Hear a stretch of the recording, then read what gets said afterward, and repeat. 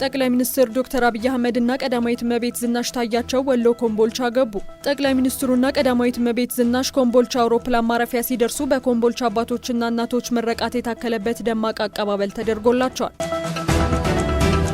ኢትዮጵያ ለአውሮፓ ኩባንያዎች ምቹ የኢንቨስትመንት እድሎችን በመፍጠር አስተማማኝ አጋር መሆኗን በኢትዮጵያ የአውሮፓ ህብረት አምባሳደር ሶፊ ፎረም ኢመስበርግ ገለጹ። ህብረቱ ከአውሮፓ የንግድ ምክር ቤት ጋር በቅርበት እየሰራ እንደሚገኝ አምባሳደሯ ገልጸዋል። በኢትዮጵያ የንግድ ምህዳሩ እየሰፋ በመምጣቱ 180 የሚጠጉ የአውሮፓ ኩባንያዎች በኢትዮጵያ እየሰሩ መሆኑን ተናግረዋል። የኢትዮጵያ ኢንቨስትመንት ኮሚሽንና የአውሮፓ ኩባንያዎች የኢንቨስትመንት ትስስራቸውን ለማሳለጥ ውይይት ማድረጋቸውን ገልጸው በቀጣይ ሚያዝያ ወር የአውሮፓ ህብረትና የኢትዮጵያ ንግድ ፎረም ይካሄዳልን ብለዋል።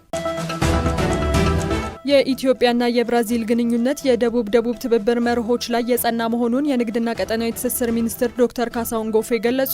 በኢትዮጵያና በብራዚል መካከል ያለውን የንግድና የኢንቨስትመንት ግንኙነት ለማጠናከር ያለመ የኢኮኖሚ ትብብር ፎረም በአዲስ አበባ በመካሄድ ላይ ይገኛል። የንግድና ቀጠናዊ ትስስር ሚኒስትር ዶክተር ካሳሁን ጎፌ ይህ ፎረም የሁለትዮሽ ግንኙነታችን ወደ ወሳኝ ምዕራፍ መሸጋገሩን የሚያመላክት ነው ብለዋል።